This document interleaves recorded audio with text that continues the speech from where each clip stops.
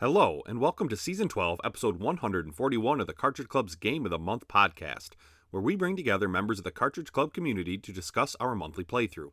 If you're new to the club or are interested in participating in future months, please join our community Discord or follow us on Twitter at Cartridge Club NA. We love to see the hashtag Cartridge Club used whenever you talk about one of the games we've selected.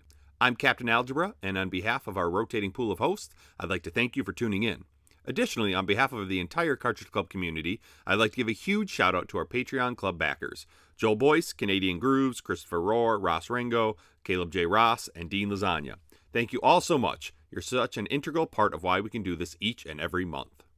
So May was Star Wars month, and this year we played the sequel to Jedi Fallen Order with Jedi Survivor. So I figured it'd be fun to have the same guests we had for Fallen Order. So I am once again joined by Chris from Midlife Crisis Media. Whoop. And Dan from Midwest Media Show. Hey. And Fitgnat. Hey, how's it going? Good. Thanks again for joining me, you guys. We had so much fun talking about Star Wars last time. Figured we'd do it again this year. So I want to start by asking if this was your first time playing Jedi Survivor, and of course, did you finish the game in the month we had to play it? So Brosman, we're going to start with you. No, this was my fourth time playing it, but this was just purely storyline this time through, just to get a refresher. Did you feel any urgency to want to try to get the side stuff? Yeah, this time it was weird because it was like I just wanted to do the refresher, but it's like, well, I can kind of feel like I was cheating myself a little bit by not doing any of the side stuff. Mm-hmm. But okay. And Chris, what about you? No, this is not my first time playing it. I played it when it first came out and played through it almost to 100%. However, I did not beat it this time. Oh, how disappointing. I know you were playing it a lot today. I saw I'll talk about it later. And Fitgnat, how about you? Yeah, this was actually my first time playing it somehow. Despite Fallen Order being one of my favorite Star Wars games and one of my favorite games probably in the grand scheme of things, I somehow only played up to like meeting up with Grease the first time and then didn't get back to it until this week. Mostly this week. I did play it before, but I, of course, leave it right to the end to have to blitz the game because I am smart. Hey, sometimes that's what we got to do. And this was not my first time playing either. I picked it up day one when it came out, and I played through it right away. But the first time I did not go for all the side stuff. I felt very overwhelmed, I think, by Kobo, since it's such a large area that I just, at some point, I'm like, I'm just going through the story, and I'll get the stuff I do find. And I had fun playing it. I think I had a lot more fun playing it this time around. And I did end up not platinuming it, but at least 100%ing all the collectibles and stuff that you can get and finding every area on the map. So that was fun. And we'll get into more of that later. But we're going to now start off with the story. And Brosman is going to share the story for us. So we pick up on the main characters here about, I don't know, a handful of years after the original one, Fallen Order, to which we find out that our characters, the main characters, have kind of split up. Cal Kestis is teamed up with, what's his name? Guys, help me out here. Bo Dakuna. There's Bo Dakuna, Bravo. The main guy. The other two aliens. All those expendable people. Right. And apparently. So he's kind of gone a little militant here, kind of gone hardcore, fighting a good fight here, and loses a bunch of people right off the bat, and kind of goes to take a break here a little bit, fix the Mantis, kind of starts reconnecting with the main characters from the first storyline, and kind of picking up, finding out where they've been and what they're up to. And along the way, find a mystery of this hidden planet, this world Tanalor, that I think it was the High Republic back in the day. The Knights in the High Republic had found this planet that was through this nebula that was really dangerous to circumnavigate, and they somehow found a way to get there. And there was this planet that was just wondrous. And they tried to build it. Well, they did build a temple there, and it got attacked by some sort of enemy, and it all fell apart. And so we pick up with our characters trying to find, how do we get there to go to a place where the Empire can't reach us, where everyone's safe, and maybe start rebuilding the Jedi Order, or just a place of refuge for people in the galaxy. Perfect. Thanks, Brosman. So what did you guys think of the story, especially compared to Fallen Order? I guess I'll go. So I liked the storyline, but I thought that it wasn't nearly as good as the first one. I just felt like, it was this big build up to getting there.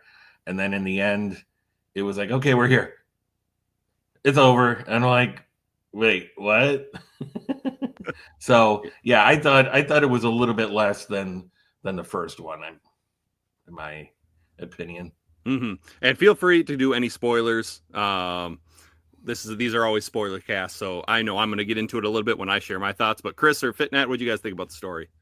I like it. I didn't think it was nearly as entertaining as the first game, mostly because I don't know. I usually don't like origin story type stuff all that much. Like it all seems kind of samey, but the characters are so good that I really enjoyed the story in that one, and like the adventure they go on. In this one, it was just kind of like the middle part of a trilogy to me, where it's just kind of like, yeah, we're just got to reconnect, but whatever. And the bad guys, I didn't think were nearly as interesting as in the first game. Yeah, I really agree with that one. Yeah, I would agree that the villains aren't as interesting. Dagan Gera is just kind of like generic evil guy, and Ravis is generic bodyguard evil guy. Yep. Yeah. But for those character archetypes, they're done fairly well. It's just that they do fall into those archetypes, and they do a lot of generic villain speeching. The story around them is pretty decent, but I will admit, near the end, I started just kind of going like, okay, what happened before this? Like, how did this game start again? That might have been part of like just kind of shoving it into a week, and I just kind of got a little burnt out on it by the end, just by doing it that way. So I just kind of forgot bits and pieces. But I thought the story overall was fairly decent, especially one kind of turn that happens near the end, but not the end, that I thought was fairly interesting, save for one part that I didn't care for too much. For me, for the story, I liked it overall. I agree. Definitely the villains weren't great. I liked Dagan Gera more than kind of the final villain that you fight. I thought that part of the story was pretty poor. How it ended and who you had to fight at the end, in when Bode turns on you. And I get his reasoning because he wants to protect his daughter and stuff. But at the same time, I don't know. I just felt like he was a weak villain. I thought Dagan Gera would have been the better final villain, in my opinion. I don't know. What do you guys think of that turn for Bode at the end? That's the part that I didn't like. Just because I felt like it was like, okay, why? Like, I get it story-wise, but it just kind of came out of nowhere. I get that's the point, but it didn't land for me. That's the distinction. Yeah. There was no build-up to it, like no hints like along the way. And even playing through it the second time, you'd think there'd be some clues as to when it's going to happen, and there's nothing. It's like he's a good guy until he's not. Yeah. Well, exactly. I knew right away that as soon as he came in there, that he was going to turn. Roseman knows everything. Well, yeah. I mean, because it was. I kind of felt, and that was one of the critiques I do have of this, with Bode in particular, is that I'm like, wow, they're really writing him chummy right off the bat, and it just felt like all along that's where it was going. And then it took them a while to get there, and part of me was like, well, okay, well, maybe they're not going to do that. And then it made it even worse once I started thinking they weren't going to do it, and then it did happen, and I'm like, okay, so he's a bad guy too. it was hard to know like who was the main bad guy. Who are you fighting? And when it ended up being him at the very end, I was like, that's a little lackluster, I thought. Yeah, I would have been okay. Like, I didn't mind the turn. I just kind of wish it happened earlier and you fought him before Dagon Gera. I thought Dagon Gera would have made a better final boss. Yeah, I agree. Yeah. I think the problem with the villains in this is that you are fighting an idea in this game. Like the idea of like losing control and just kind of what will you do to protect the ones you care about. Like that's the concept overruling everything, I think. So that kind of overrules having a consistent villain, and that part just makes it a little inconsistent. Yeah, Part of the course for Star Wars, though, because same thing happened with Anakin. Fair. I didn't get a promotion. I'm a bad guy now. Yeah, it's like some of these Jedi, whenever the tiniest little thing happens to them, they kind of go off the rails. Yeah, Jedi, they're making Jedi out to be like whiny little bitches. You like, well, if they don't get their way, they go rogue. Mm-hmm. They turn into Ethan Hunt from the Mission Impossible movie. That's why the dark side's the way to go. Clearly. Hey, when I did my replay, I was as dark as I could go on these games. So. Yeah. See, I thought when getting to like what Dan was saying, where he thought it was like set up at the beginning that he was going to turn. My thing was once he started talking about his daughter when you were going after Dagon, I was like, oh, they're going to kill him. Because once they start talking about family and start like developing the character a little bit more, they're dead. Yeah. I was like, oh, okay, that's the way it's going to go. And then all of a sudden he's a bad guy. I was like, oh, I guess they're doing that instead. He was a red shirt. Yeah. And the thing is, as a I'd parent, insert my Star Trek into the Star Wars. like as a parent, I understand wanting to protect your kids at all costs. But even at the end, like Marin and Cal give Bode a chance to stop. Like they weren't going to kill him. And then he just couldn't stop himself. Like they gave him an out. It's like, we can just stop here. Like everything's going to be okay. And he just kept going, which it didn't make sense to me. It's like, you could have stopped right there. Yeah, I would agree. It's like he even apologized to his daughter, just saying like, I tried. And it's like, basically saying, I know I'm going to die and leave you alone, but I'm doing it anyway. Because I'm written that way. Yeah, exactly. It felt like the story's going this way because we wrote it this way rather than a natural thing. Yeah. What I thought when they did reveal the turn for him and him mentioning his daughter the entire time, I was thinking, oh, they have his daughter and they're using him, like they're using her to just kind of get him to do what they want. But no, that wasn't the case. Yeah. Yeah, that would have made more sense. Yeah. Right. And I kind of felt that. Oh, go ahead. No, it's fine. But all I was going to say is I do get his reasoning. It just didn't pay off the way they wrote the very end of it.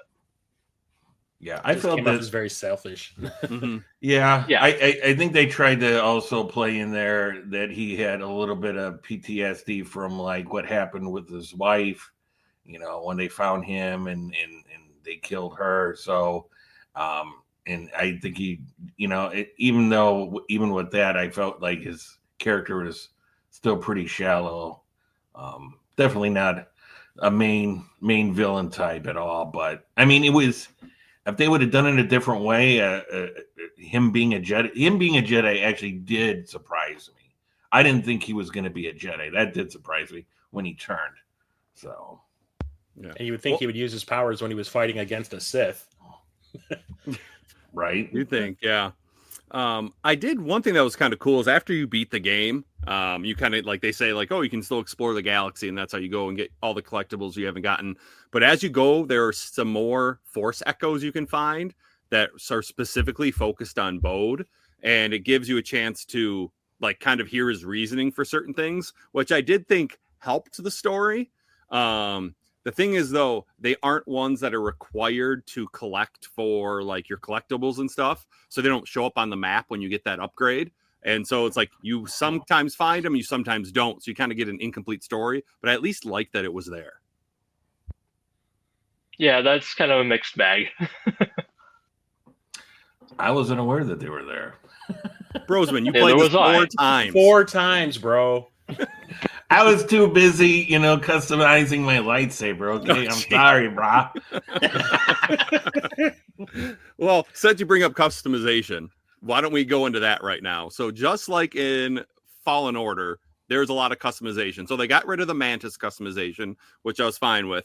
And basically you can customize Cal, what he wears, his lightsaber, his blaster, because there's a new stance that uses a blaster. And then, of course, BD1.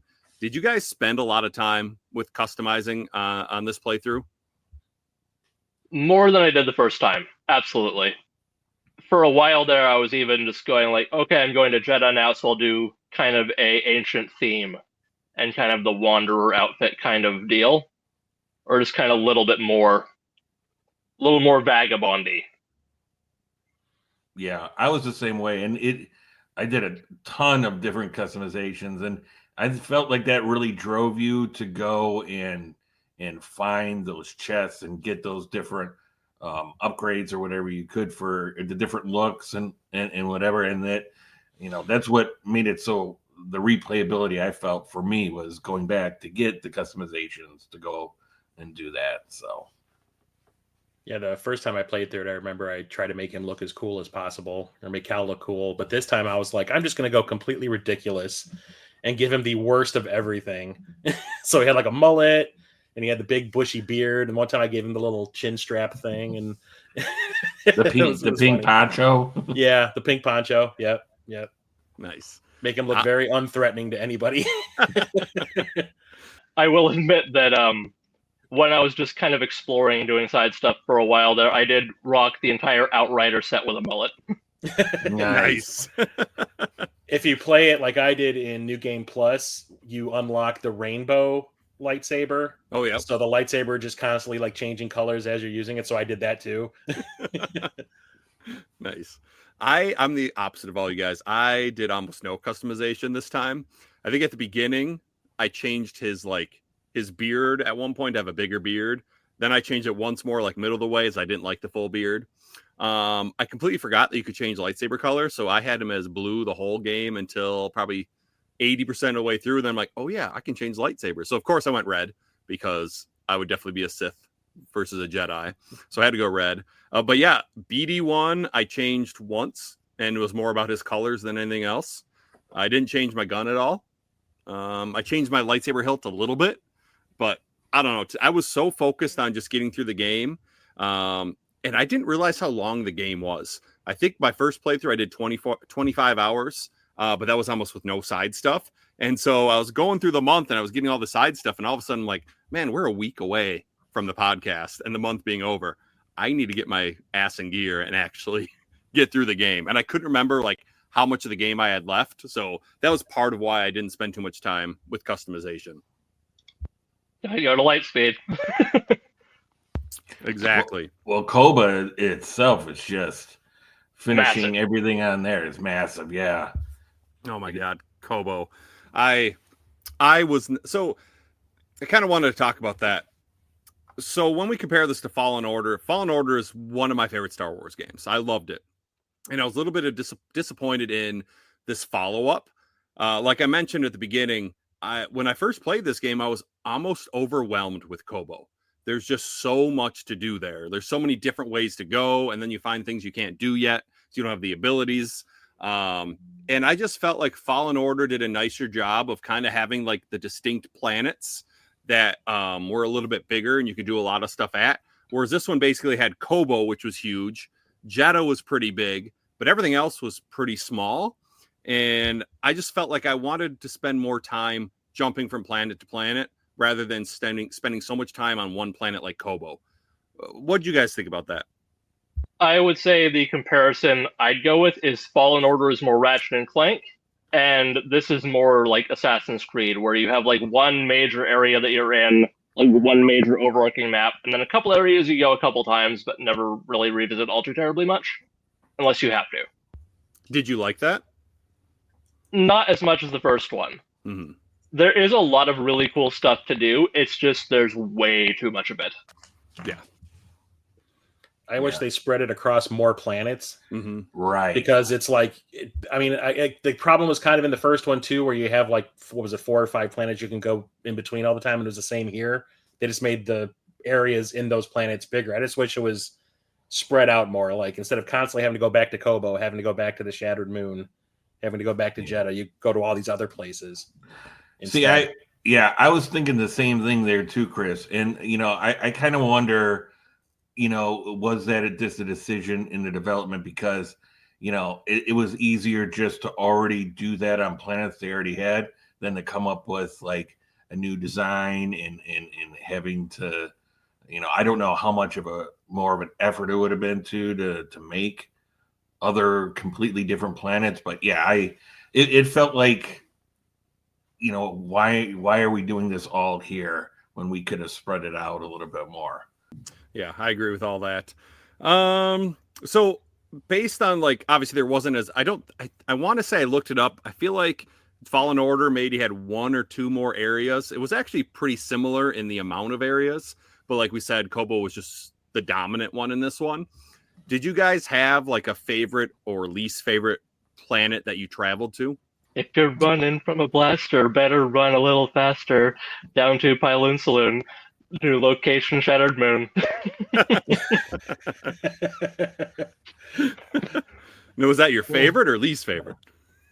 Probably favorite or one of, just because I thought it was a really interesting designed area, and it wasn't too much of a pain in the ass unless you were doing the electrical grids, but that stops eventually. Like where you're just trying to like get through all the gauntlet of platforming while electricity is coming at you, like very PS2 platformy kind of obstacles. That's my only complaint about Shattered Moon, though, just because, I just thought it was an interesting area and it didn't overstay its welcome. Yeah, I liked I'd have to say I like Kobo just because of the different areas that were in there, and especially going on to Luke Hulk. I thought that was really cool running through there. But can I take this opportunity to say, from a guy who's, I would say, deathly afraid of heights, these games are absolutely hell sometimes for me. I would be sweating and have to take like 20 minutes to myself, pause the game because I'm like, you're hanging from everything. And it's just a video game. But boy, my hands are sweaty sometimes. That whole aerial city area. Where you fight observatory. I can imagine you just turning pale white. Yeah. Just the elevator goes up and up and up. Yep, it just keeps on going. Yep, and you do a lot of stuff outside of that one. Yeah. Mm-hmm. Yep. How many times of like just flinging yourself over just empty sky. Yep. Like you can't even see the ground. No, That's all clouds. Yeah. And the occasional repulsors don't give out. Yeah, right. Yeah. Chris, do you have any favorites? I agree with Fitgnat about the Shattered Moon. I thought that was really kind of cool. I like that whole firing area. I can't remember what it was called. That corridor where they were firing the beams all the time. I thought that was kind of the mining cannon. Yeah. Yep. That was cool. But I have to give it to Kobo because of all of the different variety of environments that you play through on that stage. It is gigantic, but there's just so much different, like the swamp. You got that swampland area, you got that aerial area, you got the caves. It just, that one to me was the most fun. And I ended up spending a ton of time there trying to get all those collectibles when I played through it the first time. And I just didn't mind doing it because I liked it so much because of the variety. Mm-hmm. Yeah, it's like three different planets in one. Yeah, basically. Yeah. See, if they were to take those different areas and made a different planet out of it, I would have been fine. That'd be cool. Yeah. Mm-hmm. I think Shattered Moon has the best look for sure. I do like that one.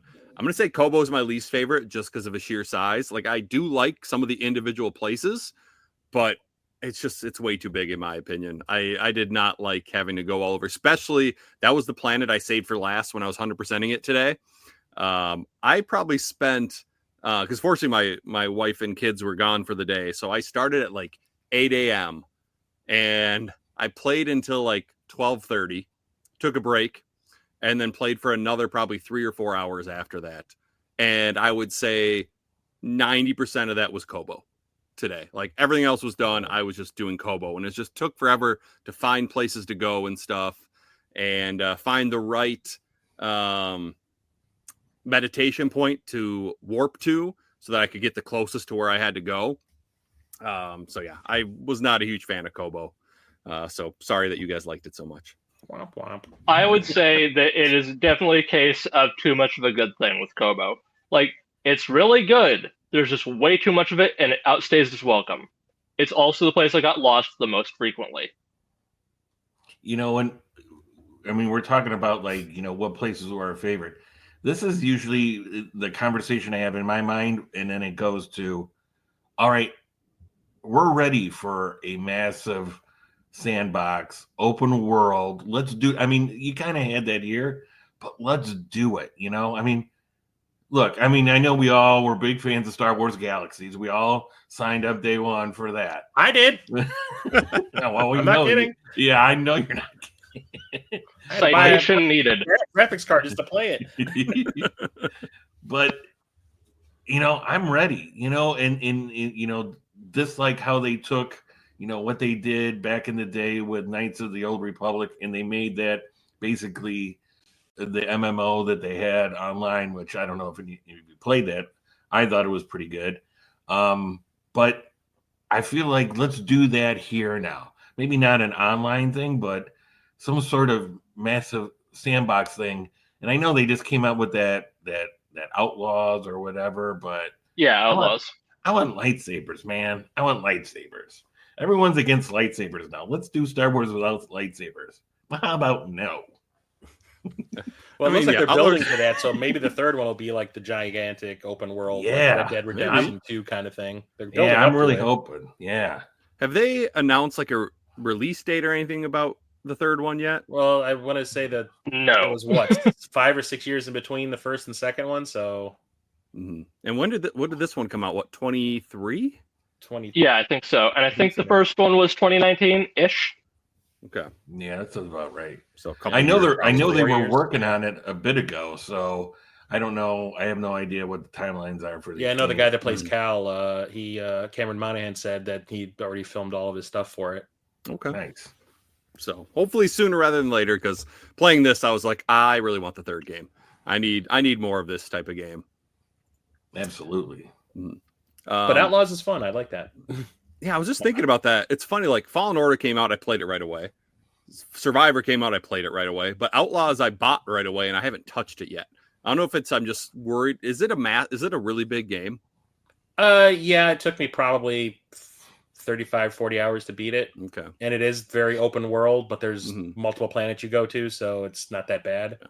So maybe it's a lot of fun. It's just cool being able to play through a game that isn't like Dan was saying, like the Jedi stuff. Mm-hmm. It's like you get to see like a section of Star Wars you don't normally get to see, which is like the criminal underground stuff, which is really fun. Oh, maybe I'll check it out. One cool thing about this game is they included more lightsabers or stances this time. What in the first one, wasn't it just single blade and the double blade? Is that all they had in that one? Possibly a dual wield thing. I'm not sure, but that might have just been a wield. I can't remember. Pretty sure that may have just been a move you can do. Yeah, I don't know if it was a full stance. Right, and either way, so basically there's like 2, maybe 3 in Fallen Order. But this one gave us 5 of them. So once again, you got your single blade, you got your double blade, then you got your dual blades, the one that had a blaster involved, and then finally the cross guard. What did you guys find yourself using the most? Cross guard easily. Which I wouldn't have expected. Yeah. I used the Darth Maul blade and the dual wield the most. I was single blade and the double blade. And I was single blade and double blade, and I bet you it was 95% single blade on this playthrough. For some reason, I just didn't like the double blade as much as I liked in the first one. But Fitgnat, why'd you like the cross guard so much? For kind of similar reasons, I didn't like the double blade as much as in the first one, and I just thought it was a more balanced, heavy that wasn't as unwieldy and didn't get you into as much trouble if you did the wrong move. Even though there was more of a punish state, if you got hit during a windup, but it was a lot more predictable. Okay, yeah, I know. I didn't really.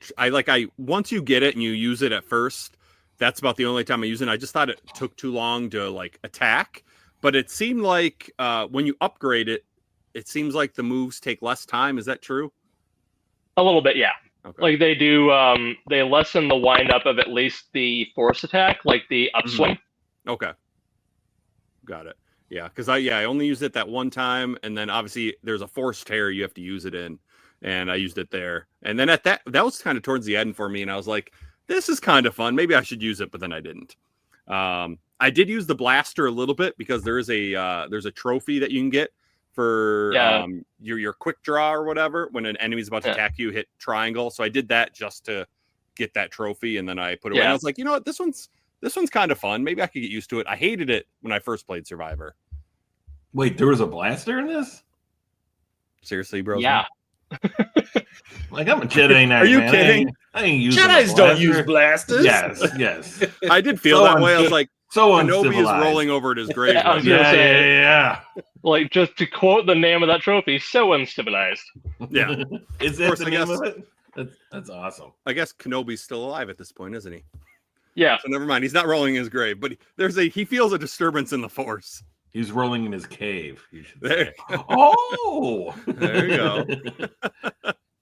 And sorry, Chris, I forgot. Which ones did you say you used? I used the Darth Maul double blade, and then I used the dual wield. Okay.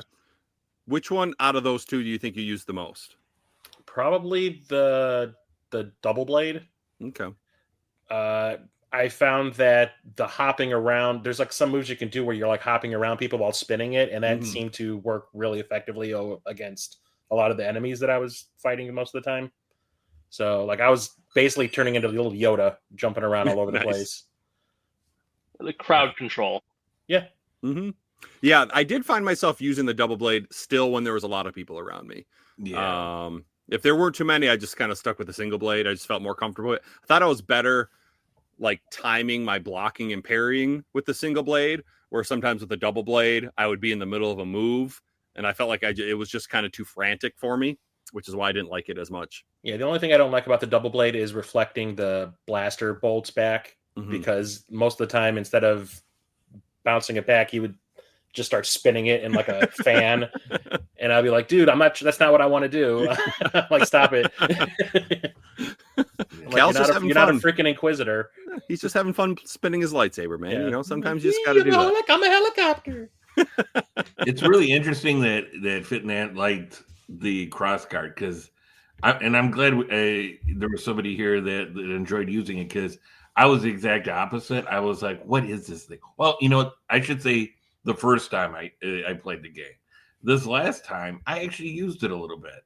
Although I will say I still preferred the other way. But, you know, it's interesting to see, you know, other people, the way they prefer playing. So that's pretty cool.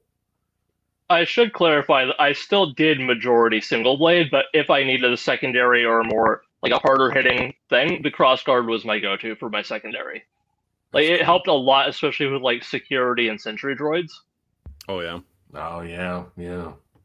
Did you guys find yourselves using your force powers a lot in this one? Like, I felt in the first game, I didn't use them as much. So this time I tried to make sure I used a lot more of my force moves. What about you guys? Yep. Oh yeah. Yep.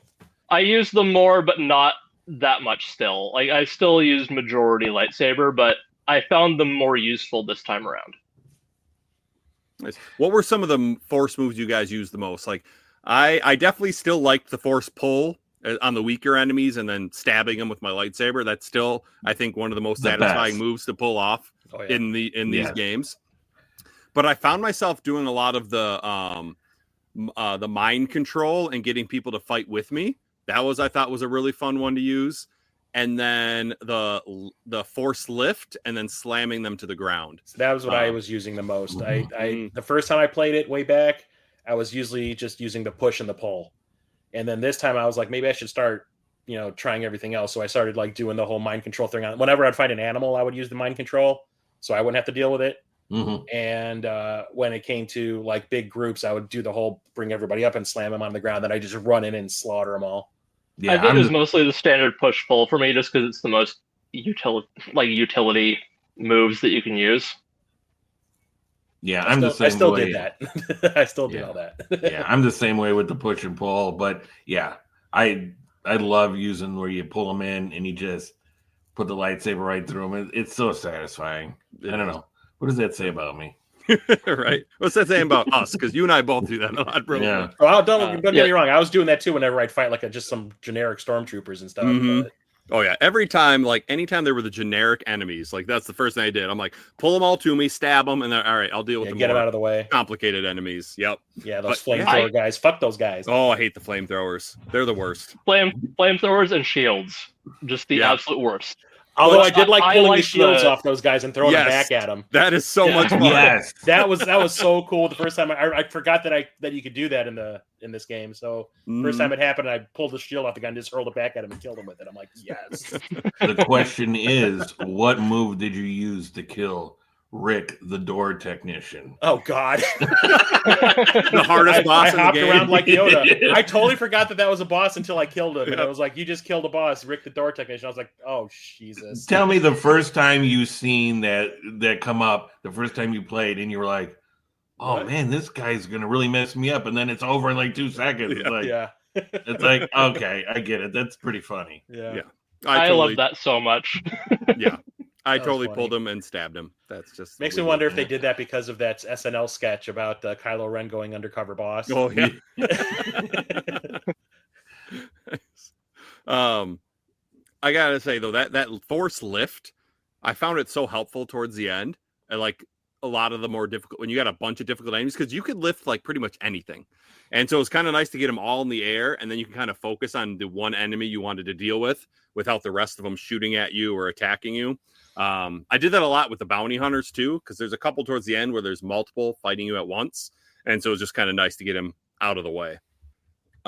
Speaking of bounty hunters, so that's one of the extras that you guys can do. So there's a lot of the similar ones as last time, like you got your chests and your force echoes and your scans for the tactical guide.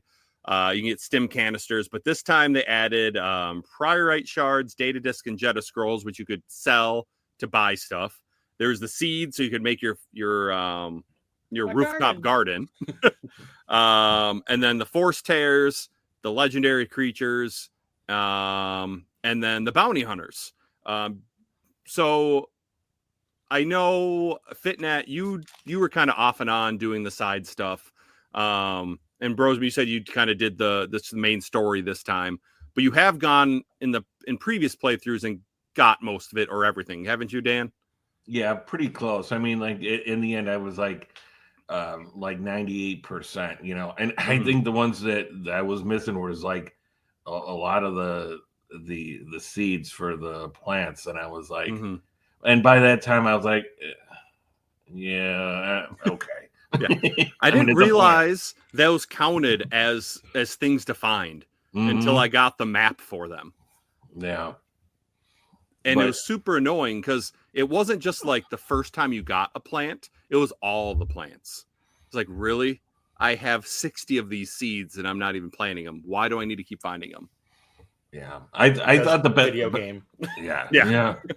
I thought the best one out of all of them was for me. I enjoyed like the bounty hunter and you know what ended up happening to her, you know, in the end when she tried to double cross you. But you know, a lot of that stuff, I was just like, yeah, okay. You know, it didn't seem all that exciting. Of course, I don't, you know, collectibles like that, I don't know how exciting it's supposed to be, but I did enjoy like getting finding force echoes because I felt like it enriched the place that you were at, kind of gave you a sense that this place has been lived in and some of the stuff that the people have gone through that were there.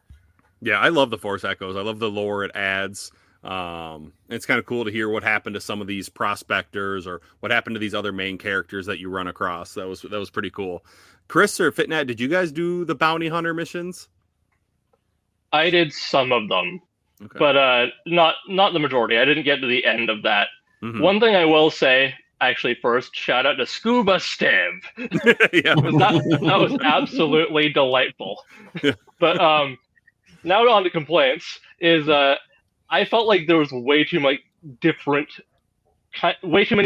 kinds of collectibles that you could get that were just currencies. It was almost like a free-to-play game situation. It's like, okay, the scrolls, data discs, priorite, pick one.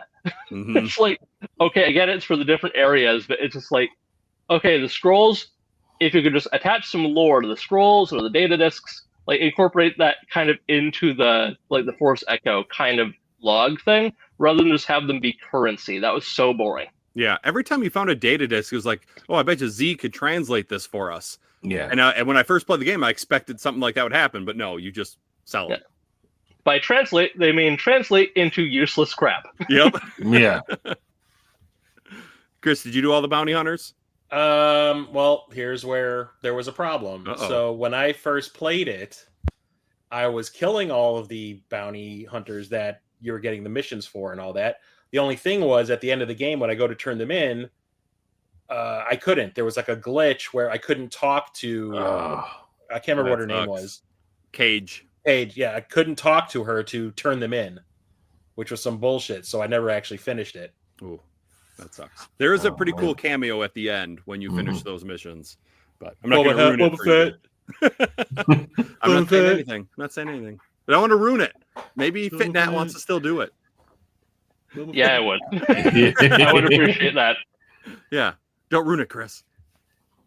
Was that who it was? I don't know. You'll have to play through it and find out cameo. I didn't even hear what you said, so. Good. Yeah, just ignore Chris. So I'm right. I didn't say a word. No, I know, Dan, you mentioned the Force Tears. I did them all this time. And for the most part, I thought they were fun. But when you have to fight multiple of those like legendary beasts in one Force Tear, that was some bullshit. Yeah. That was not so much fun. One in particular. Yeah, which one is that, Fitgnat? The double Ogdo Bogdo teardown. Oh my god. Ugh. That sucked. I played that once and I'm like, nope, not again. Spawn of Ogdo was enough on its own. Yep. I'm glad that in the New Game Plus that I was playing, that it does not make you redo all that stuff. All that stuff that you do in your first playthrough, it's all done. Like all the collectibles are already collected. Yeah. All the Force Tears and all that are already done. You don't need to do any of that shit. You can just play through the story. So you did all the Force Tears on your first playthrough, Chris? Like on the first playthrough, years ago, I almost 100%ed the whole thing. Yeah. What made me mad is, speaking of the spawn of Ogdo. Okay, so in the first game, that was the enemy that you could force pull their tongue and cut it off, right? Mm-hmm. And you couldn't do that in this game. And I got so pissed because I would try to dodge out of the way, and sometimes it'd catch me. I'm like, I have to do this whole fucking fight again. And it was brutal. Was that a one-hit kill in the first game? No, I don't think so. No. I don't either, because that was really, really annoying. Mm-hmm. But it was just nice for it to have one less attack, especially like you said, being a one-hit kill in this one. Like if you accidentally dodged when you should have jumped, or you mistimed it, and all of a sudden, you have it almost dead, but then you have to start that fight all over again. That was the first fight in this game that I gave up on, and I'm like, I'm going to come back when I'm more powerful. Because I fought that spawn of Octo probably 20 times, and I could not get it done. But this was like early on. I only had a couple stim canisters, so I'm like, I'll come back to it. Well, just so you know, if you play it in Jedi Master mode, you can cut the tongue off. It just won't let you do it, probably if you're in this story mode or whatever. I don't know what level you play mode, at. didn't you, Dan? You play in story mode. I was in Jedi Master mode. You weren't in Master. I don't believe it. But yeah, the spawn of Ogdo and the regular Ogdo was super annoying. That's another one that I came back to. But that wasn't the worst one. There was one that doesn't have 3 of the enemies, like 3 big beasts. Darth Vader. Well, we'll get to Darth Vader. Yeah. But wasn't there Force Tear with 3 enemies? Like 3 of the big ones? I wouldn't know. See, yeah, I blasted through all that stuff. Yeah, since I did one of my first plays, I don't remember. You did not. You definitely played on story mode. What is it? There's one, and it pissed me off. It was worse than the Ogdo one, but I don't know which one it is. Oh no. Maybe it was Dark Side Turgle. Dark Side Turgle. Oh God. But Turgle. I can't find it right now. I'll figure it out at some point. But yeah, Darth Vader. So I think Fallen Order is a pretty easy game. When we replayed it last year, I died like right away because I forgot how important parrying and blocking was. But then once I remembered that, I flew through that game. That did not happen this game. I definitely died a fair amount, especially against some of the legendary creatures and bosses, but no more than Darth Vader. That fight is the toughest, I think, in the game. And that's where my playthrough for this podcast ended. You couldn't beat him, Chris? I must have fought him 50 times, and I was doing exactly what you're supposed to do. And he would always do that like 8-hit combo thing whenever, and he would never let me get my health back. So I after about 50 times, I was like, fuck this, I'm done. I'm not playing this anymore. I think Spawn of Ogdo trained me for Vader. Because I played Spawn of Ogdo, I fought for 45 minutes. But Darth Vader, I took like 10 or 11 tries. It was definitely a challenging fight, and occasionally I would just do the full mulligan where I'd run in, die immediately, and then have to go back. I appreciate so much that they let you skip those cinematics when you're replaying it. Yes. Yeah. It was challenging, but it was a really cool fight. It's like I can get the frustration. It's like, this is so cool that I kind of forgive it. Well, it's funny that you guys had such a hard time with it because you guys weren't even fighting against a master. Oh, shut up, bro. No, I'm saying right. You never got promoted, You right? never got that. Sorry. We're not as good at games as you, Brosman. If you could teach us your ways, I'd appreciate it. Oh, I'd teach Come on, you. Sensei. The mode I actually played on was Jedi Knight. Yeah, I played Jedi Right Knight. down the middle. Mm-hmm. Yeah. Oh, what was that, Brosman? Was that a yeah? Was that you Yeah. played Jedi Knight? Not Master? No. I want to play it. Respect I don't. lost. Yeah. Yeah, because you guys really believed me. Yeah. Chris, what'd you play on? I played on Jedi Knight, but I think it's a little bit more difficult in New Game Plus. Because, things, even though I'm super powered up because you have everything you ended the game with the first time you played, even though I remember it not taking me that long to kill Vader or to beat Vader, I could not do it this time for some reason. Like, I absolutely could not. Now, you know what? When I saw you come online today, I was tempted to do like a voice chat so we could like kind of talk as we were playing. I would have been cursing. Now I wish I would have. Your ears would have been bleeding. Chris, I'm pretty sure my neighbor across the hall thinks that I was having some kind of like a Tourette fit or something because I was just dropping every curse word you could possibly think of. You know what's funny with this playthrough is that for me, I was finding like areas that I had a hard time with last time, like beating it very easily. Well, I'm not very easily, easier. And then like other parts that I seem to remember not having any trouble with last time, like having trouble with this time. It was weird. I think it must be just because I hadn't played it in a while, and I was just lucky in those other areas, but it was just really a mixed bag for me on this playthrough. Yeah, it was weird. I beat Ravis with 0 problems. I never died. Beat Dagon with never dying at all. And it's just like, and then all of a sudden you get to Vader and it's like dead stop. Yeah, I think Vader's the only boss I died on. I died on a couple, but not like terribly many times. I died on Bode once, I think. But maybe 1 or 2 of the Dagon fights I might have just accidentally just played terribly and just gotten killed a couple times just from stupid stuff. But yeah, other than Vader, I found like a lot of the bosses kind of disappointing. Like Ravis was just really underwhelming by the time like they build him up so much. Yeah. And Dagon is kind of the same kind of Jedi fight that you're used to from the first one. Yeah. I will say about Dagon though, I thought it was super cool that he had that like ghost for those like Force ghost arm almost. Yeah. You know, like because he's got his arm, but then he's got it for the fight. I thought that was kind of cool. Yeah. And he was always throwing his other lightsaber around with it and all that. I was expecting Ravis to like turn into Tentacle Monster. Because they kind of built that up with his one arm. Right. And then it's just like, that's it. We're not going to see the whole thing. Okay, whatever. Yep, yeah, he goes kind of like Nemesis or whatever. Yep. Friggin' Resident Evil enemy does that. Yeah, I think we got some Resident Evil fans that made this game. Oh. I'll say this too: since it's been a little while since I played this, they've definitely patched it because I noticed areas that were kind of glitchy for me before, and I'm playing it on the Xbox. Seem to go a little bit smoother. So I'm kind of wondering if like that affected some of my gameplay, because I definitely noticed that there had definitely been a couple patches since the last time I played it. Yeah, I'm sure. Did anybody else run into like bugs or glitches at all while they played? Yep. Yeah, a few minor ones. I only had like one hard crash. That was an issue, but that's not that big a deal. I lost like 5 minutes screwing around in the garden. So, but I will say, like, I didn't say anything about the garden, but I will. If you've played Castlevania Harmony of Dissonance, that is this game's equivalent to like the room that you furnish. It's like, why is this here? You got to make that roof all colorful. I don't know. Like, I get the concept, but like, there's not much to do with it. Yeah, I guess they decided to expand that since you kind of had that in the first game in the mantis. Oh yeah, you those had shelves. that shelf. Yeah. So I just figured it was like the next evolution of that idea.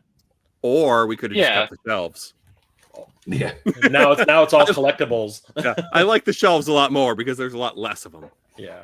Yeah, I would agree. And it was just kind of a nice little literal and figurative growth along the journey. Right. But it did what Fable promised but couldn't deliver. I think most games do that.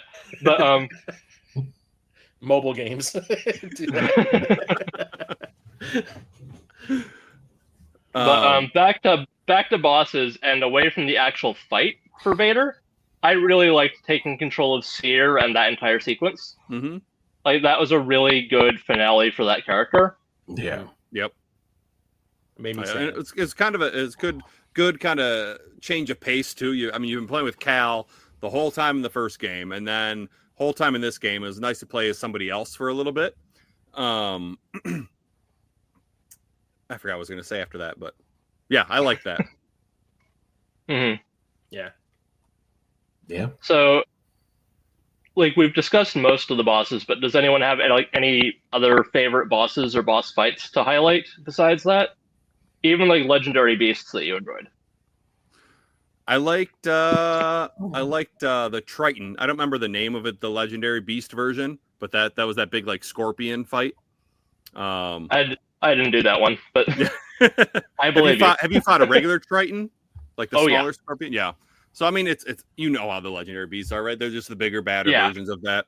And I like it because we just did play Skyward Sword for the last month for Cartridge Club, and there's a scorpion fight in that I really like. What'd you say, Chris? Oh, did you? Yes, we did. It's Ryan's favorite Zelda game.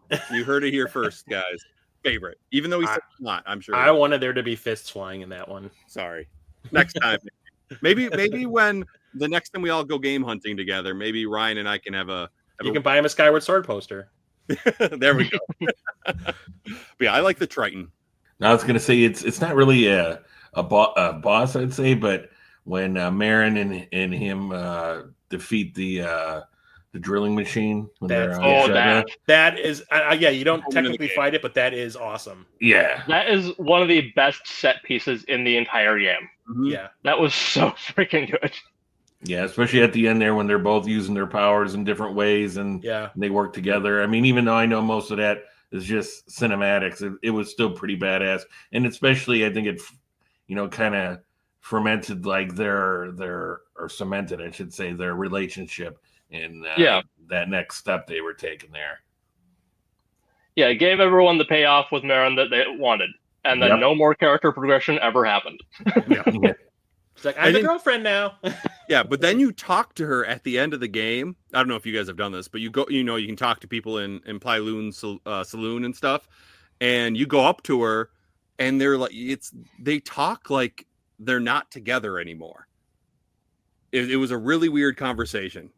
Typical goth girl, attitude. I mean, that's all it is. It's just goth girl shit. She was just smoking her cigarettes. Yeah, right. She's like hanging out on the Hot Topic. I mean, come on. It's that whole thing. Like after you finish the game, like after you go to Tanalor, and then everyone's kind of just standing around going, I don't know. Well, it's cool. What are we gonna do? We're still here, but it's like I'm waiting for Ferris to come out with the towel and going, "You're still here? The game's over. Go home." Yeah. I did like how you could add people to the saloon and it made it more lively and stuff like that. I was just going to agree with you and say, like, I like that instead of just doing one-off missions with all these people, they come back and become part of, like, the main thing. Like, it says recruit them, but they just kind of become part of the crew, essentially. Like, they just, you see the bar grow over time with all these people that you've helped. And that was really nice. Yeah, they each kind of have, like, a storyline that you follow through for each person, kind of. Yeah. Although except for the pit droid, but still.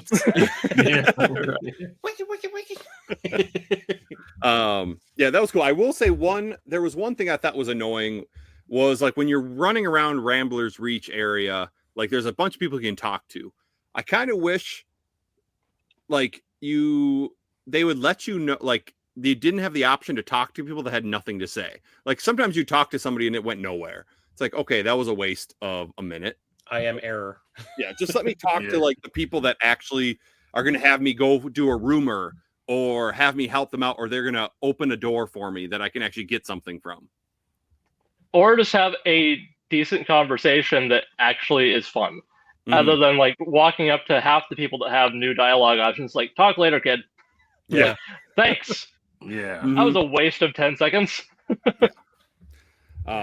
The pit droid was kind of a waste too, because I thought he was going to be more than just standing by your ship. Yeah, that's what I meant. That's what I meant. It's like, yeah, everyone kind of had a storyline except for the pit droid. Yeah, pit droid. Yeah. Going back to collectibles real quick, because I forgot to bring this up.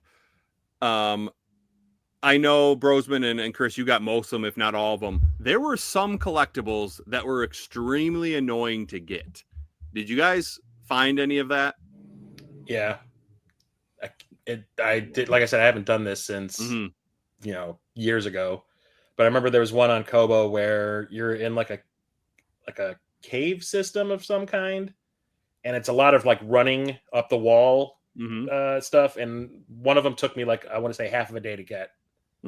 Just trying it over and over and over again because my timing was off for some reason. Yeah. I can't remember any of them that were legit, like the legit ones that were hard. But like I remember the ones that I was pretty sure that like there was some sort of glitch or whatever, because it would, when you get the map for like the chest or whatever, and then you would go and it was like clearly there's nothing there. And it's like, why am I looking wrong? And it wasn't like there was a bunch of them, but there was like a couple that I noticed. And it's too bad that I can't remember exactly where they were, because now that it was kind of patched, I want to go back and see if like I could get them. But I know there was a couple. There was one in Rambler's Reach there where you could see inside that where you had to short it out, but I couldn't get the bolt in there. Yeah. Oh man. Okay. Well, let me tell you, Dan. but I didn't realize at the time I had the story had to go further along before it was accessible. Yeah. Well, let me tell you about some of these. They aren't glitches, because I thought the same thing when I was playing today and yesterday when I was doing all that Kobo stuff. No, there's some that are just annoying to get. So there's one in the stable, and it's on the ground. I think it ends up being a priorite shard. And it's there, like, there is nothing here. There's no pot to break that it's in there. It's not like up on the ceiling that's going to fall down. That is one I did look up. You need to find a certain Neko, one of those things that run around that help you like the little chocobos. Yep. You need to stable it, and it'll eventually poop, and then you get the priorite shard from that.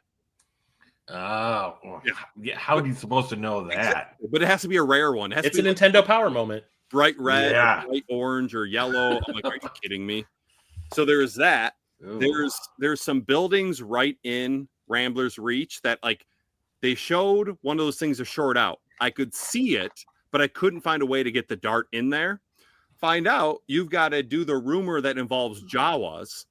You need to save the Jawas from some of the Bedlam Raiders, and then they come and take off some of these boarded up windows and areas. Yeah. And then it's available. I'm like, are you kidding me? That's the one that it took me forever to figure that out. And I had to go to YouTube to figure that out. And I'm like, how am I going to make that connection? Yeah. And then there's one more on Kobo. It's kind of like in the central area. there's a door you can't open, and there's supposed to be a thing to short out right behind it. You have to kind of go to the right, and there's this tiny little window, and you just have to look in at the right angle to see the thing to short out, and then you can get your dart in there to open the door. I'm like, I bet you 45 minutes looking for that. I was like on top of the rock. I was going around. I was going underground. I could not figure it out. Yeah. There was some stuff in this game that reminded me of that whole tornado situation from Simon's Quest. Like, how would I know to go and kneel in that corner? Mm-hmm. Yeah. I will reiterate something I said in the Discord. The Force works in mysterious and sometimes obtuse ways. Yes. Yes, it does.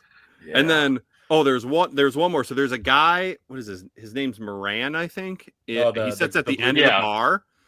So the last thing I had to get in the game was there was a door in the saloon with two things behind it. Yeah, you got to keep coming back to him. You have to talk to him like 7 times. Yeah. And it can't be in a row. You need to like go and do something else and come back, and he'll keep telling you the story until he eventually apologizes for being a jerk and then opens it up for you. He's like, this is all I have left. Take it if you want. And it ends up being crap. But it's like, seriously? And you can, oh God, I kept going, how do you open this goddamn door? I'm like, I know it's back there. Mm-hmm. I'm like, I think I already finished the game, and I'm like, I'm gonna figure this out. And then I think that was another thing. I had to go to YouTube and have someone explain to me. Yeah. And it was, and then I messed it up then because I just kept talking to him, and I'm like, well, this don't work. And then I came back to him later. He's like, oh, okay. I'm like, all right, well. I actually came out on that one naturally. I do not remember what the reward was for that. Just because I would like going back and talking to people in pylons after each mission. Yeah. I had to kind of stop that just to finish the game yesterday, but I enjoyed that when I took the time to do it. For my complaints with collectibles, the one that I just could not get no matter what was I could not find the way to get up to the high point in Harvest Bridge, I think it was, the high point on the map for the King of the World trophy or whatever it is. Mm-hmm. I just could not find how the heck to get up there at all. I could not find the path.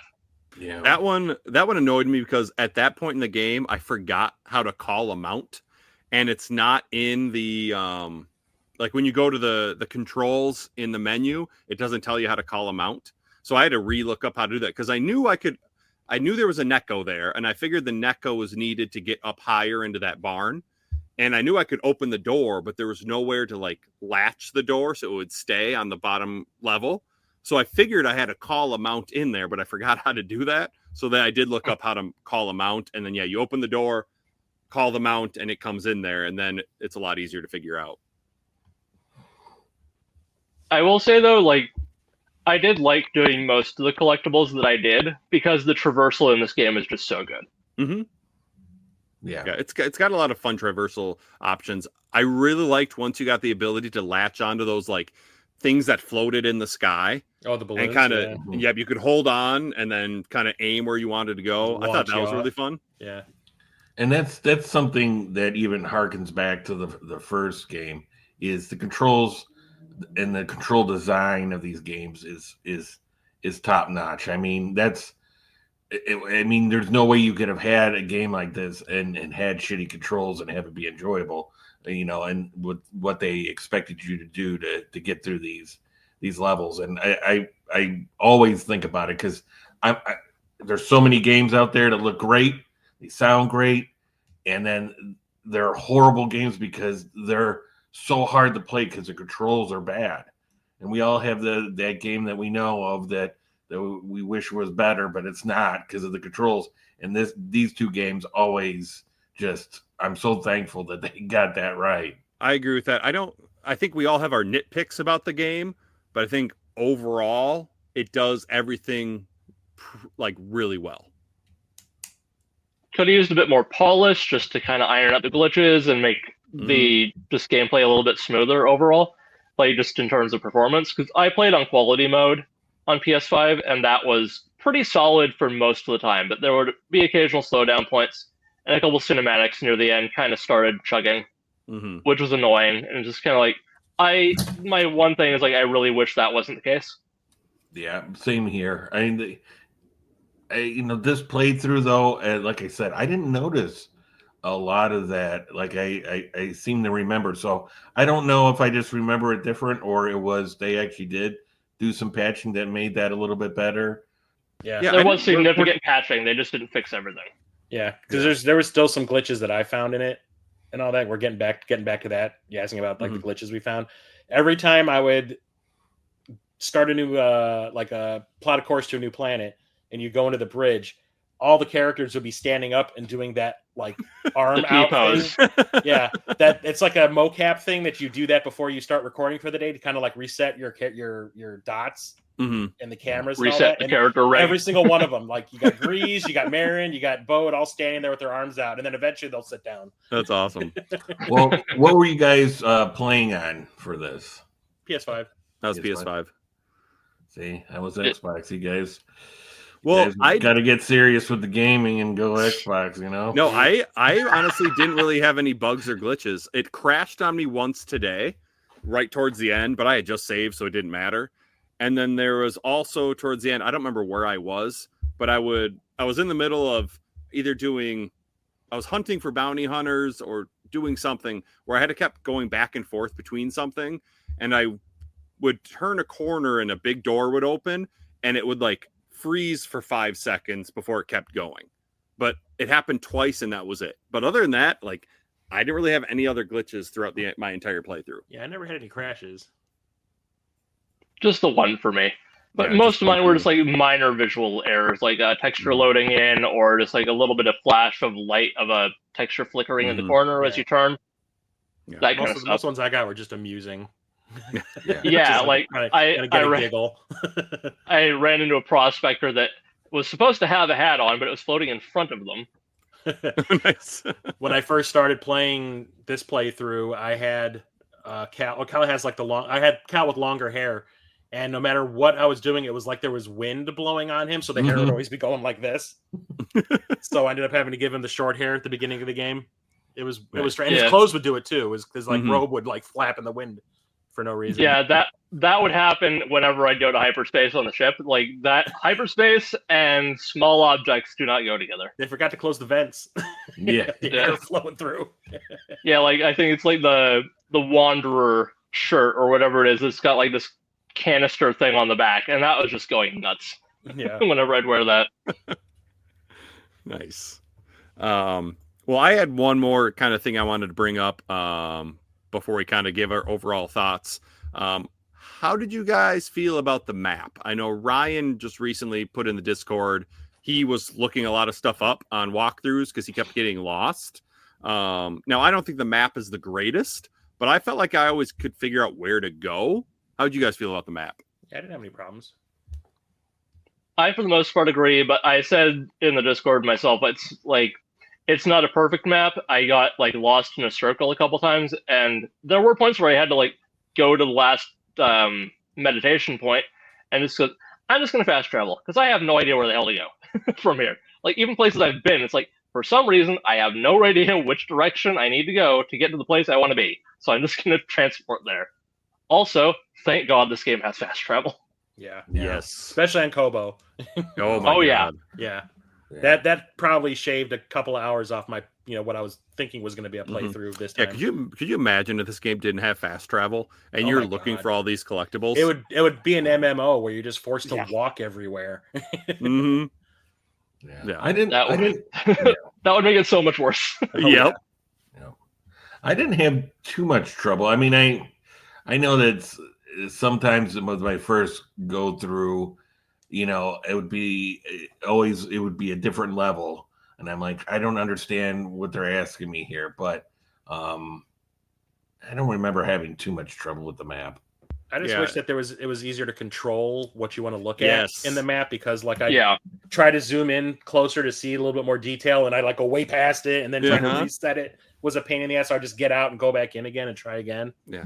Or occasionally things would be like under something you're trying to look at, and you can't like get the right angle on it. Yep. And it's on another level, so you have no idea what's happening. Yep. So that's kind of like the problem with like those 3D maps. Like I think it's like Metroid Prime happened, and then it's gotten worse ever since. Yeah. They try to be like Metro Prime, and it just doesn't work. I felt like every time I opened the map, if I tried to move it immediately, it like went straight down on me. Like, no, I want to move it forward. I want to go forward, not down. I don't know what it was, but it seemed like if I waited a second, it didn't do that, and that got extremely frustrating. But I felt like during my main playthrough, I would always look for kind of those like yellow markings that kind of showed you like another way you could go to open up more of the map. Or once you got new abilities, would show you something in green that was a new open path you could make. And I felt like that was good enough for me to figure out where to go in the main storyline. I would say the only time I struggled was today when I was kind of trying to get all the collectibles. There was a part, I think, in the Lucre Hulk where I was trying to get my last chest or Force Echo or whatever it was. And it was and there was a bunch of levels and rooms kind of all mashed together. And it doesn't, the map doesn't do a good job of allowing you to see it very well. If things are spread out, it's not a big deal. But when it's kind of all like on top of each other and there's a lot there, it's pretty difficult to figure out. Yeah. Yes. Yeah. Yes. Yes. I'm glad we're all in agreement. Yeah. I think just the nature of how the game was designed for Fallen Order, the map was better for that, even though it had similar problems. It was just more spread out, and there was less overlapping. Other than Dathomir. Yeah. Dathomir was hell. Dathomir was crazy. Literally and figuratively. Yeah, especially when you're going back to 100% that game and you're trying to like make your way back through Dathomir. Oh my god, that pissed me off. Yeah. Well, then before we give our kind of overall thoughts, was there anything else you guys wanted to talk about? There is some stuff from the very end of the game for story and boss fight stuff that we didn't cover that I do want to go over, and it's to do with Bode. Okay. Just that entire final encounter. And it goes into the story as well for like just how they wrote like when you get the Embrace the Darkness ability. Like that's an interesting idea to have him lose control. Yeah. But then that becomes a default ability there forward. Mm-hmm. And he's going on like, oh, I almost lost control. It's like, you're still losing control. Yeah. Like you still have the ability. I think it was just so weird that didn't go back to being your regular slow. Because it was nice. It made things a lot easier, but it made me not want to use it because it felt like just counter to what the narrative was trying to tell me. And the absolute worst instance of that for me was just like, you have to do this or you don't progress, is during the Bode fight, and he gets you down on the ground and starts just beating the crap out of you. And the screen just starts fading, and then it just flashes up the buttons like Embrace the Darkness. Push the buttons or die, essentially. And it's like, that is so annoying, because I spent this entire fight not doing that, because that felt like the point the story was trying to say. It's like, don't lose to the darkness. And it's like, no, you have to. I'm wondering if they made you do it like that because that's going to be like a big thing in the next game. Maybe. Because I thought that felt like the overarching point of this game. Like Bode was the counter of like, what if you did go down the darker path? Mm-hmm. Like, well, still he was not like full blown Inquisitor, but like this was the opposite way to go to protect those he cared about. Like that kind of felt like the point they were trying to get at, just didn't quite land. Yeah, I kind of felt I kind of liked it when it happened to him the first time when he was on the Imperial base, because I kind of felt that it was at least this is where I thought they were going with it initially is that he'd been fighting this fight, and sometimes you lose yourself when he's been in it for so long, and he's lost control, and it's always a battle against between good and evil, and there's the dark and light in everybody and all of us. And then I felt it kind of brought maybe Mirren and him closer together, that she helped him back to the light. But I agree with you though at the end with Bode. It was like, well, if it's gonna further your character arc, okay, but why does he have to do this now? I agree that it goes against what he's trying to do there, and show Bode that he doesn't have to be like that. I almost thought the game was like tricking you and like maybe you weren't supposed to do it at first because like you said, like he had that brief moment on the Imperial base, but then he overcame it. So I was thinking maybe, like I said, they're like this would be kind of like a automatic game over, like they did in a lot of retro games in the past. Like I remember in Streets of Rage, you have the option to join Mr. X or keep fighting him. And as a kid, I was like, oh yeah, I'm going to join him. That's got to be the easier path. And then it sends you back like 2 stages. So I thought maybe something like that would happen in this game, but they're like, no, you actually have to do it. I didn't mind using it. And I kind of put it in my thought process was, it kind of made me think of like Mace Windu had the fighting style. What was it called? Vapad, I think that was his lightsaber fighting style, which was like an overly aggressive, that helped you like you had to channel your anger and rage. And like, if you read about this, it talks about being a dangerous style that kind of pushes you towards the dark side, and only like the best Jedi masters are able to use it, so they don't go down that path. So that's kind of what I thought of maybe Cal is he's kind of fighting similar to Mace Windu, and he doesn't, but he's good enough that he's not going to go down that path. He just uses it for what he needs it for, and then he's able to come back kind of like to the light side. Yeah, I enjoyed that Marin was like bringing him back, and she was kind of the voice of reason within that, because she obviously is a Dathomiri witch and uses like basically dark magic, but she doesn't fall into like the dark, like evil side of things. She balances it and uses it without just kind of losing herself. So that felt like a really natural thing. And speaking of her, for that ending bit, after Bode dies and Kata is just kind of left with them, I like that she was the one to give like the speech to the kid about like how to deal with loss. That was a really nice moment.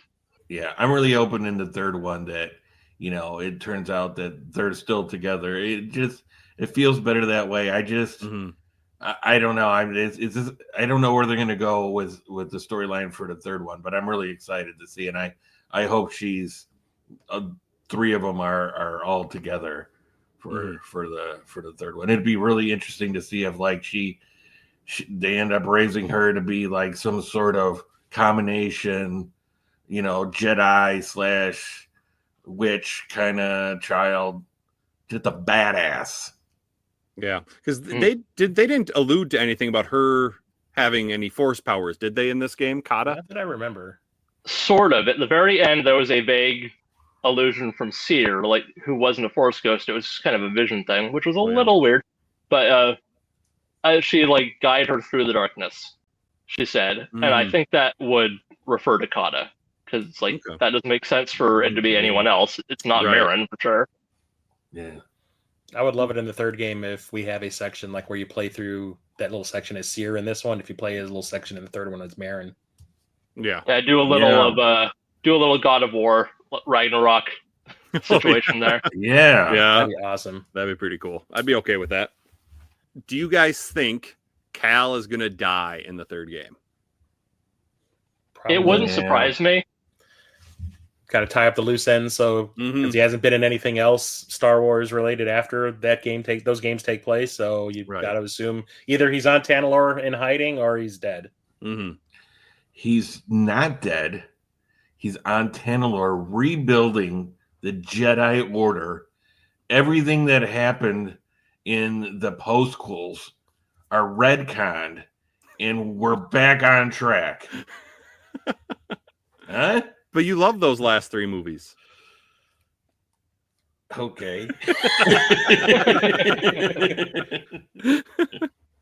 Yeah, no, I think Cal's gonna die. I think he's gonna tie him all up.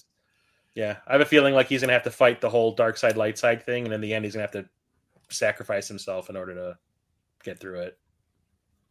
Well, I would imagine. I do agree that I think he's gonna die. I'd imagine they're doing something on Tanalorr, because it would be really weird if they come back to the third one and hey, Tanalorr didn't work out, so so now we're on to the next thing, and it'll be like, move the motor home to a different park. Yeah, they'll be like, well, wait a minute, we did that whole thing, and you finally got there, and it was like, it wasn't as cool as we thought. Yeah, it would be kind of weird for them to do to have 2 anticlimax endings in a row in both games. Yeah. Yeah. I kind of wish I had a funny thought. It's like, for if like you keep skipping years down the line for all 3 games, like, are they doing the Star Wars equivalent of the Before trilogy? It's like Star Wars Jedi Sunrise, Jedi Sunset, and Jedi Midnight. Oh God. God, Richard Linklater has to man. direct all 3. Yeah. I kind of wish they would have went more into the lore about how, and maybe I missed this, but when they had found Tanalorr and they were building their temple, then they got attacked by somebody.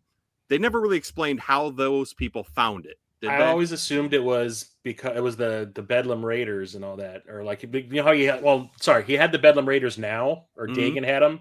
Yeah. I assumed he did the same thing back then and brought them there. You thought Dagon brought him there? Yeah, I always assumed Dagon did it. But Dagon was fighting with the Jedi. Because that's what caused the other Jedi to want to leave Tanalorr, which made Dagon very upset. Yeah, because the Jedi, the council didn't want to do a counter strike. Mhm. Wasn't it? If we're talking about like when it's attacked in prior to, like, in the High Republic era, Yeah. I think it was the Nihil. Yes, it was the Nihil. Yeah. Yeah. Oh, okay. But didn't explain like how they found it or anything, right? Because this whole game's all about like how difficult it is to get to Tanalorr. Watch it. But Turns yet- out it's not that difficult. But clearly the Nihil got there, but it never explained how they got there. No, They just followed him very closely. Yeah, because everyone else, they used the compass, right? But the Nihil wouldn't have had a compass. So I don't know. It Yeah, probably it is a doesn't, little matter odd. at all in the You can cut my scheme of things. description out. Cut my description out completely. No, like, yeah, it doesn't matter in the grand scheme of things. It was just kind of one of those things where it's like, I don't need everything explained. I would have liked to have known how they found it. Yeah. Read the I book. do.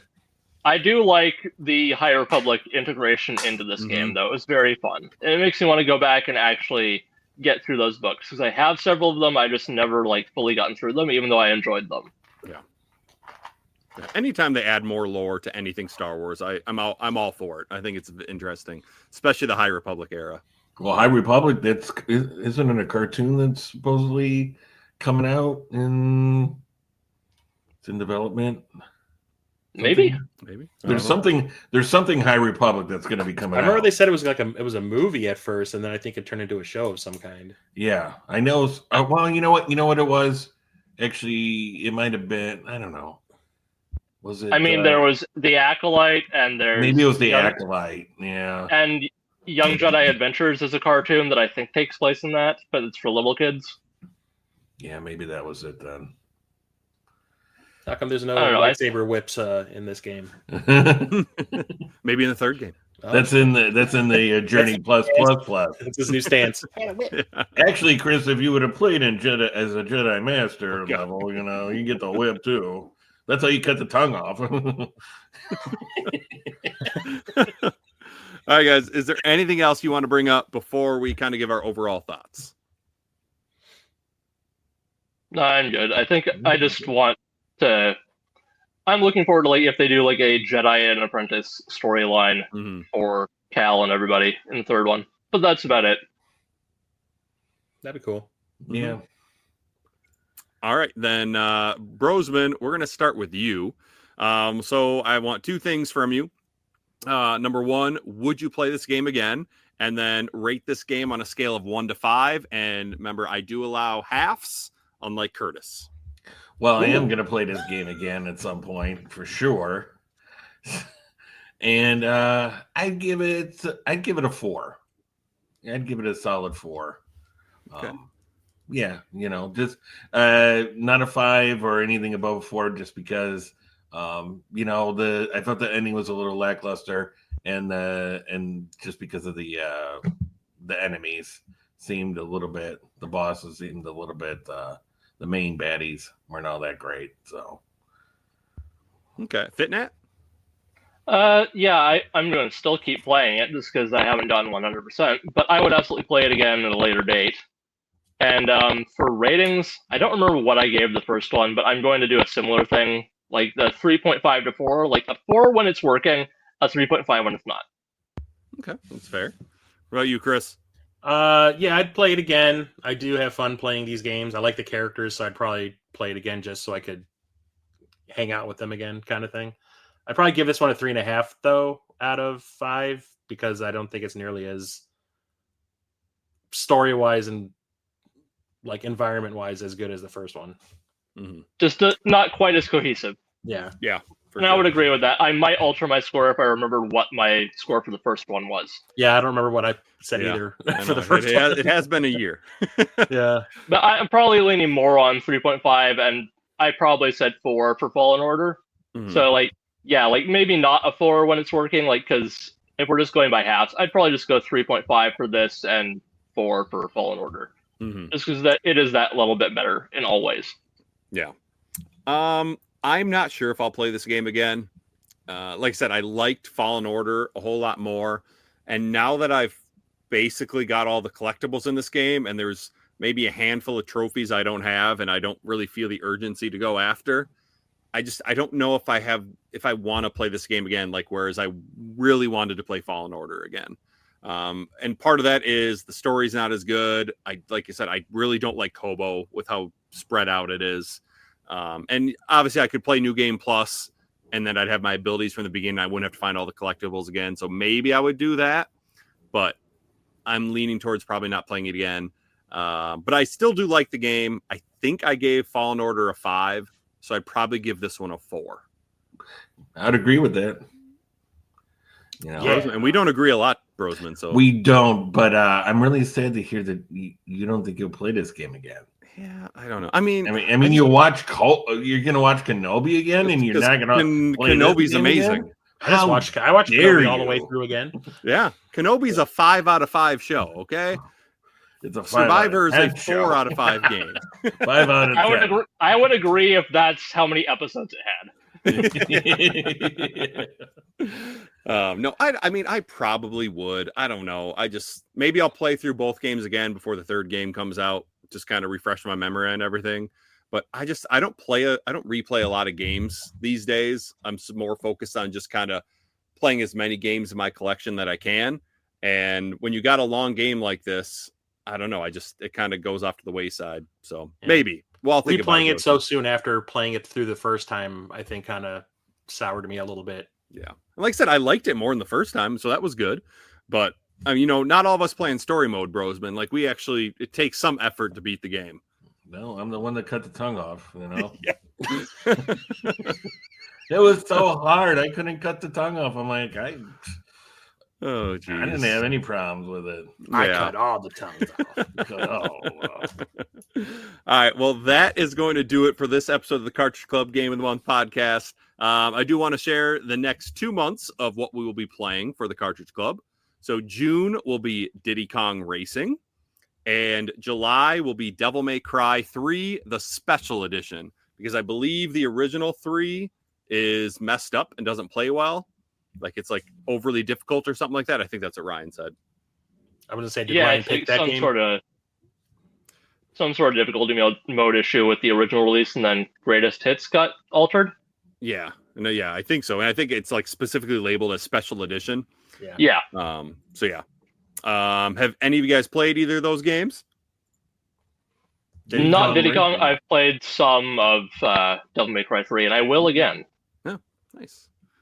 Chris or Dan? Not Devil May Cry, but I played Diddy Kong Racing.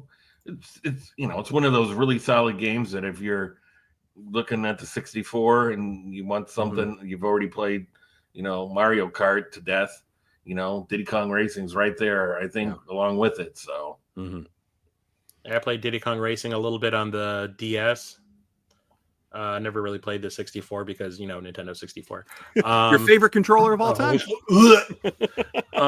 Just get the brawler. I played the first Devil May Cry a little bit because I know Ryan was trying to get me to play it, and so was I think it was Jason from Corpse Flood Gaming, and I couldn't get into it. I really couldn't for some reason. Yeah, and I've played the Diddy Kong Racing on the 64. I did just buy the DS version because I haven't played that one yet, so we'll play through it on that for this month.